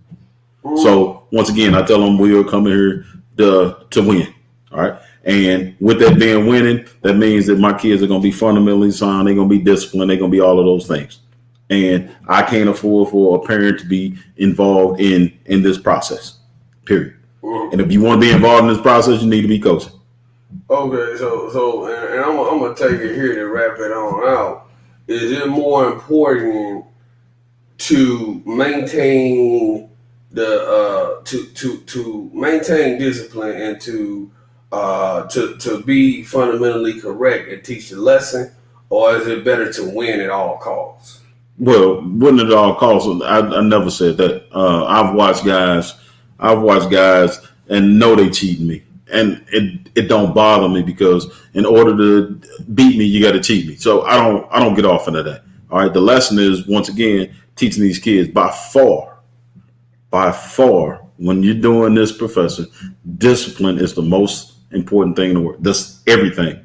It's like studying in the books. Your kid needs to know where they're going to be at when they're studying. They need to have a set time of when they're going to study, when they're going to eat, when they're going to do all these things. It's called structure. All right. So discipline is everything. Structure is everything. Because what I found out, if you have undisciplined kids, you never get through the lesson. And when we talk about football, we're talking about we never get through a pure practice. There's structure, there's a schedule, and we need to be on time. We need to be on that schedule. All right. And better than that, we need to be disciplined. Discipline keeps from having offsides. When you have a disciplined kid, you can add anything on. They're going to learn once the kid is disciplined. If they're never disciplined, they never process this information. So one, you have to have discipline. And discipline is more important than anything else. Win at all costs. Once again, this isn't the pros. All right. I'm not getting paid big bucks for this. This isn't Texas where we get paid money for this. We get a punk ass stipend up here for coaching high school ball. Punk ass stipend. Nothing at the end of the day with this punk ass stipend, I get that stipend away. And most of the time you've been to spend most of that stipend already feeding these kids, making sure they get to practice, making sure they got some bus fare, all of those things that shit come out of your pocket. So that little punk ass stipend is probably spent before you even end the season. That's why it's called a stipend. That's why it's called a stipend. But and I'll take it here. When you're talking about the discipline, I like to think about the discipline. Somebody who studied under you and stuff like that, and I've been a coach too. I think of the discipline like Pythagorean theorem. A squared plus B squared equals C always squared. has to equal C squared. Gotcha. So I've had programs where kids have played under me, and as a coach, I think I actually learned this one from you, man. I couldn't, cats was unfunctional. They weren't listening. They weren't doing anything. So I just sat down one day at practice. I'm like, man, since y'all want to do what y'all want to do, I'm gonna let y'all run this. I'm gonna let y'all run this practice by yourself because y'all telling me y'all don't need me as a coach. So I'm gonna let y'all coach yourself. And the organization was looking like, what are you doing? What are you doing? And the kids got out there and conducted the whole practice from beginning to end, really without me. You know what I mean? For the most part, it was things where, of course, I'm the coach. I need to come in and fine tune and stuff like that. But there was no other team that was in the park that could operate on my level. Could operate. And when you were speaking about the cheating, I say this kind of like in closing is that by being out here, we were operating and functioning at such a high level. It was cheating 4 quarters every week. Mm-hmm. So when I got out and I was in Arizona, man, I'm coaching and stuff like that, and we get cheated on 1 and 2 plays, and I'm seeing the white parents screaming mad. I'm like, shit, I thought they called the first game. Right. I wasn't used to getting called. I wasn't used to getting the first game. Right. I really wasn't, And so that kind of shows you just, the difference in the politics that goes along with this game. But, we got anything to say before we go ahead and shut it down, close it on out.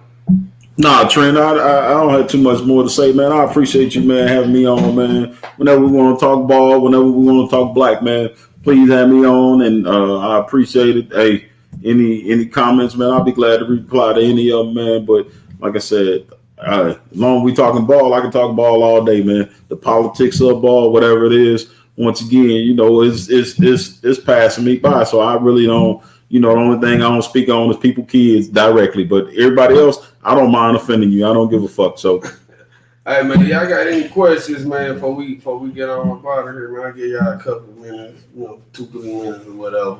Ain't that many of y'all up in here, but y'all got any questions and stuff like that y'all want to get out the way? Miss Fat, DNC, y'all over there. Y'all got any questions that y'all got any questions that y'all got? See.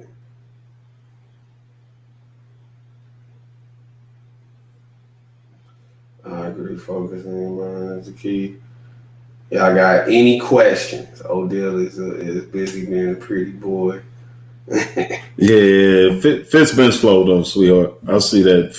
Fitz been slow, but he's an animal. He blocking good. He took his game to a different level. He realized what the organization needed, and he trimmed his game. But when it's money time, Fitz got that. Well, shit, they moved him to the slot. Shit. So he's slow compared to what he used to be. What's your question? Which he's slow compared to what he used to be, but shit, he's faster than Julius Edelman. I mean, faster than Amendola. Read up in the chat, man. Question for the coach: do you have any memorabilia for your players that have made it to the NFL? Do the players come back? Actually, one, I've never really been off on that. I always tell my kids, I mean, this is an honest question. As far as the memorabilia or anything for my guys, I tell them kids, I don't want anything. Only thing I've ever told these kids is that everybody wants something from you, and you just need to establish what they want from you from the start. And I told them from the start, you make it, you do whatever.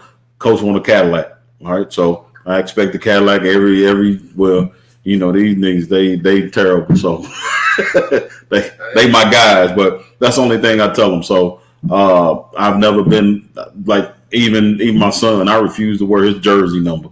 So I won't, I don't collect anything like that. I refuse to wear his jersey. I refuse to wear anything that represents him in the game or anything like that, because he don't represent me per se. You know what I mean? So it's his own thing. I like them to have their own images. All right. One of the unique things, do the players ever come back? It was funny. It was doing a Super Bowl game for my little league team. I was doing a Super Bowl game, and one of my guys was there, and he actually talked to my guys before the game, and it was really cool, And then like my son, like he's been around a lot of these guys, so they come back and they spend time with him. They might do a little training with him, might do a little rap one-on-one with him. So those are the things I look at when giving back. It's the emotional things that I look at when they try to give back. Oh yeah, and on that on the bullshit level, the folks they don't know, man. You was the head coach of Nelly's alma mater for a while, Yeah, oh man, and that's the reason I don't get on every coach that has a losing record. Man, we were terrible. I'm gonna keep that 1,000. We were terrible when we took over. They had only won one game in 3 years. So what we were able to do during that brief time I was there, we came, we won back-to-back sectional, back-to-back district, back-to-back regional championships while we were there. I mean, it was a hard. We played in a higher level through the course of our season. It would have been easier to win the state championship than it would be to win our conference. So that's how tough. That's how small our school was compared to everybody else. So. You talking about your enrollment? Enrollment, yeah. It was 6. No. Y'all was in there with Jenny, so y'all was. We had our enrollment in the school said was they said the school enrollment was like the upper 900s, but then you have to consider another 200 kids were probably in alternative school, which the smallest school we played in conference had probably 1,300 kids. And you're talking about a difference of 300, 400 kids. That's a whole nother school. Well, I mean, and shit, when once we get to like Ricky Papa, now y'all was playing the Kirkwoods, man, which is Jeremy Macklin's former receiver for the Eagles. Matter of fact, Blaine Galbert played against Blaine Galbert. Yeah, Blaine Galbert. Matter of fact, he Tom Brady back up right now.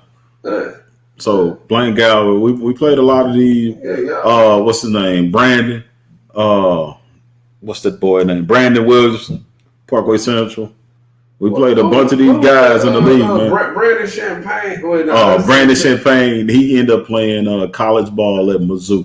But TJ Moe went to Mizzou, and he ended up playing receiver. He was probably the best quarterback on Mizzou's roster at the time, but he ended up playing receiver because, once again, you take these second, third-rate California, Texas guys over these St. Louis guys, that's what happens. One thing before you go, Coach. Who that? Oh, Jesus. Not this. Well, I don't have anything against the Saints. I mean, they did lose this week, but I got something against the Saints. I don't have anything against the Saints. I got something against the Saints. It took them long enough. When I was coming up, they was getting their ass kicked all the time. Listen, Eli and Peyton are NFL royalty. And the Saints wasn't winning when Archie Manning was there. No, they never won with Archie was there. No. Archie Manning ain't like one of the greatest quarterbacks ever. Hell no. Just a nigga that played. Yeah. He Trent Dilfer. He ain't Trent Dilfer. Dilfer got a ring shit. They said once they make it through the college league, you have a scouting of football camps. Once they make it through to the college league, do you help with scouting or football camp? Oh, absolutely not. I don't. How do you think? I mean, we hold our own individual camps and stuff like that, but no, once you talking about do they come back and help? No, they're usually too busy to come back and help. Or at least they playing like it. Right. At least they acting like they do. Hey, how do you think Joe Burrow will do in the NFL? Honestly, he's gonna be a bum. Well, shit, he's not in the right situation. One. Well, yeah, he went to Death Valley. Shit, I mean, he make it. Y'all Lord Bones down there in New Orleans. Like, let's not get that mistaken. Now, if they fire Sean Payton, y'all be all right. But listen, Joe Burrow, how did he make it through 4 years? But that's what I was just going to say. He pop up at LSU and he just the Heisman? 4 years? We never heard of him for 4 years. So he in his 5th year? I mean, we've had a bunch of quarterbacks do that. None of them been successful. Lamar Jackson had 2 years. He was a true freshman. He won the Heisman as a true freshman. But I'm just saying, with Burrow is your maturity level. You talking about this kid is at this point he's 23, 24 years old already. Most kids graduate. Most guys that go to the league, they're gone by the time they're 21. Yeah. So you talking about this kid is 23, pushing 24 years old. It took him his 5th year to actually start. So it reminds me of what's the boy from Florida State, Chris Winkie. That's who he is. He's Chris Winkie. Chris Winkie won the Heisman too. Man, let me ask you about that bum ass coach for the Houston Texans. He used to be Belichick's OC. Say his name Bill something. Callahan. No. He the head coach of the Texans. He kicked Hopkins off the team. Yeah. I know what you're talking about. Yeah. Yeah, that guy is trash. How do you trade this dude for who the heck did he trade him for? Just Chris Williams? Let me defend the Ricky Williams because that one was a personal. Actually, Ricky Williams fat in perfect with Dick. What's that boy name? Dick. That was a coach. That was the coach. Dick Bucket. No, not Buckets. I know his name. Mike Dicker. Mike Dicker. Mike Dicker.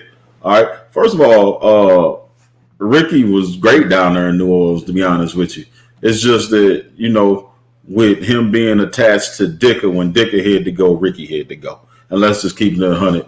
And the Saints were actually on the road when Dicker was down there. And I love me some Ricky Williams. You could tell Ricky wasn't a boss because shit, he took a 2-year weed hiatus and came back and crushed records down there in Miami. So you can't say Ricky Williams was ever a boss. He was the real deal. Ricky Williams, listen. Donovan McNabb still ain't in the Hall of Fame. Probably won't make it to the Hall of Fame. He's a Hall of Famer though.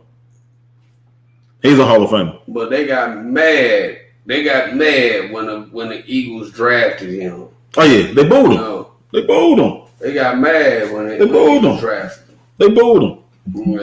I mean, to me, man, Donovan McNabb never won that big game, man. He should have went and stole him one.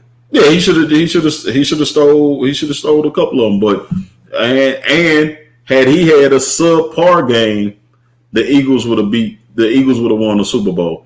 That was the worst game I've ever seen a quarterback play in the Super Bowl. So then let me go here then. How do you think Patrick Mahomes is gonna do now that rookie contract is over and they paying him $200 million and they're not gonna be able to put an all-star squad around him? I think they'll be fine as long as they keep an offensive line around him. The kid will be fine as long as he stays upright. The kid is gonna be fine, man. So how long you think it's gonna take for Eric Bieniemy to get a job, man? Well, that's the cap but through the course, man. Can we name a guy that's ever been a running back coach that's been a head coach? I'm sorry. No, my bad. Don Shula was not a running back coach. He played running back though. But I mean, he's an coach. OC. He's an OC. We'll see. I mean, you the OC under Andy Reid. So I mean, we seen him in Philly, man. I don't know how much of a difference you make.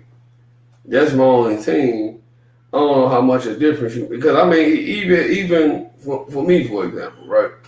I came in under your system, and when I saw your system, when I went out and I started coaching on my own, I was like, fuck, I can't run this wing back and shit. I ain't got the kids to run it with. Shit, I got to go to a spread because my line can't block. You know what I'm saying? I need to give that quarterback that extra time to get back there and start shuffling. Right. You know what I'm saying? But it was a couple guys, man, who was just like, well, damn, how you know all this? How you able to do all this? But it's you understand the game. Understand the game. Understand why I'm doing this. You know what I mean? And that's the biggest thing is you got the Cornells, you got the Charlie Whites. Got all these guys who are Belichick. Once somebody not holding your hands, how do you fare on your own, man? How, like you said, how about the Whites went to Notre Dame? Oh man, That was terrible. Well, That was terrible. but it's been some questionable hires all over the board, man. The guy Turner Gill, man, was clowning in Buffalo. He went to Kansas. I ain't heard from him since he went to Kansas. Or shit, is he still at Kansas? How about Tyrone Winningham? That was at Notre Dame, and then they fired him, and he had a winning record. Notre Dame hadn't won nothing in a long time till this guy got there. Who was the head coach at Texas now? Did they go and get? Well, shit, that guy, he coached basketball down there in Texas. I'm You're talking about Shaka Smart. Shaka Smart. What the Willie Taggart guy? Shit, he came out of nowhere. You know, and, man, listen, man, it's a difficult thing to do. Dabo Swing, is he real or is he real or is he not? Dabo know how to get those guys to play for him.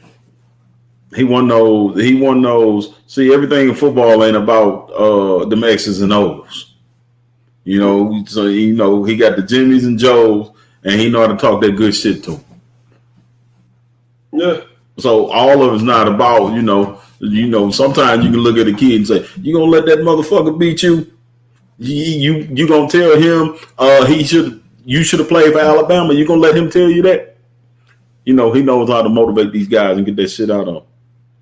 But has Nick Saban beat him? I know Dabo has a winning record against Nick. I'm not sure. I'm not sure. Ingram I'm sure. Last two, man. Do you know Ingram been in the league about 12, 13 years? Ingram been in for a minute now. Ingram, listen, man. Especially if we talking about for a running back. Ingram already got a Super Bowl ring, man. Ingram dropped weight as a pro, right, and got better. Running backs typically fall off a cliff. He got better with time, man. He gets better every year he's in the league.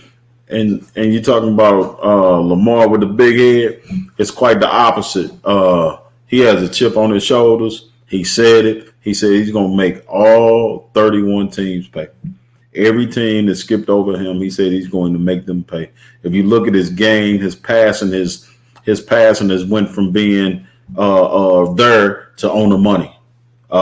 His running hasn't stopped. I don't think he's going to get the big head. He has the Cam Newton chip on the shoulder right now. He's in a system that understands football. Yep. And Ozzie, one thing y'all got to realize is, as much as we talk about Belichick, Ozzie Newsome was a big part of that original Belichick thing, that Patriot stuff that y'all love so much. Ozzie Newsome, the guy that who made Baltimore what Baltimore is. Ozzie Newsome was that guy. The Baltimore Ravens used to be the Cleveland Browns. Yep. For those of y'all who don't know, the Baltimore Ravens used to be the Cleveland Browns. And all of those guys, these guys that you're seeing here, man, a lot of these guys come from the Cleveland Browns, man. Before the Cleveland Browns moved to Baltimore, Ozzie Newsome stuck in there, man. And Belichick left and went to New England. And I mean, you got a high-ranking rich owner, man, that got some political clout, got some NFL clout. Robert Kraft and Jerry Jones are the two most powerful men in the NFL. Yep. Period. They two of the most powerful men in the country. Look, what they say go. Yep. Period. Yep. Period. And ain't no way to chop that up. So listen, man, Ozzie Newsome is that guy. He won 2 Super Bowls. Y'all don't know nothing about no football, man. It's fat. I used to do the same thing with I didn't threaten him. I did it. If he ain't play, he ain't eat. That went with my players. That used to be the rule. Ain't no yam, no yum, no nothing. If you ain't play, you ain't eat. That don't mean that we win or loss, although we ain't do too many losers. But losses, but at the same time, if you don't play, you don't eat, and that was for real. That was for real. We ain't play that. That meant you wasn't hungry. So tell it. I've been on the sideline, man, but it's been sub 15-degree weather, man. You be out here in tank top. Tell me about these exploits. All right, well, if y'all know this, football is a game of mental aspects, right? And one game it had to be probably about 6 below, maybe 2 below, but it was cold in the motherfucker. It might have been 0 degrees, but it was below 30. And they made us cut the heat off on the sideline. And they made us cut all the heaters and shit off on the sideline. So my motivator was, they used to say that my team, since we was spread, we used to do all this spread stuff, and since my team was so fancy and stuff that we couldn't play in the cold. So to make sure my kids stayed motivated, I took off my shirt and all I had on was a white beater. And it was just freezing cold out there. You can see my skin starting to turn red and shit. But I had to play the role because I had to let my kids know it's not cold. It's a mind game. So it's just, some of the crazy mind game things that I do. Or before a game, I tell my kids, I be like, hey man, I'm just letting y'all know, man, one of them coaches over there, man. One of them coaches over there, they sent one of them kids over there, man, and they stole something out of my car, man. Yeah, I need to get it back. So those are just the games that we play with the kids. It's mental. So anything to get them ready. It's that Dabo Sweeney type deal. Yeah, man, and shit, we was out there in the car. Nigga, was freezing. Well, Kraft already did the community service. He donated to a good cause. I'm pretty sure he put a couple kids through college in that massage parlor. Shit, man. Hey, that's the only guy who I wanted to know who bad side he got on and how that story even made it to the press. Because typically shit like that on men like that don't make it to the press. It must have been because he was down there in Florida. He must know where them missing ballots is from that 2000. Right, he must know what them is. Coach, I was that mama. Pay my money. I'm on 100% every time. Oh yeah, that's me. You got to play. It used to be when my kids started off early. My parents used to say, "Hey man, when we gonna get some of them fly units?" I said, "Man, we not getting nothing fly to these kids and prove they can win. We just go out there straight basic, green jersey, white pants, no stripe, no nothing." That's fundamental though, man. They have to learn how to win, but that's what those are the things, man, that build character. Because I mean, that's true. Point after point, man. Your team can be as good as you want to be, but one thing that is consistent wherever you go is that no Bill Belichick team beats itself. No, none of those teams beat themselves. They beat you. But none of those teams beat themselves. And most of those Belichick teams, all they need is one turnover. Most of those Belichick teams, if they have one turnover, they lose. But they don't beat themselves. But this is my big thing is can you teach situational football? All of the other stuff is fine, but do your guys know when the ball is fumbled to fall on them? When you're talking about the Cowboys coming back and winning on Sunday, somebody should have told situational football. Fall on the ball. Situational football. I can't. And coach, you can't never say that. That'll never be me. But hell, kids out there, if they're part of my program, they're part of your program. I know you fall on the ball. Right. Don't pick it up. Don't try to scoop and score. Don't try to do anything else with it. Fall on the ball. Let's see here. Yep. Yo, guys, we gonna check on up out of here, man. It's been about 2 hours, man. Indeed, I do diligence, We holler at y'all niggas later. Appreciate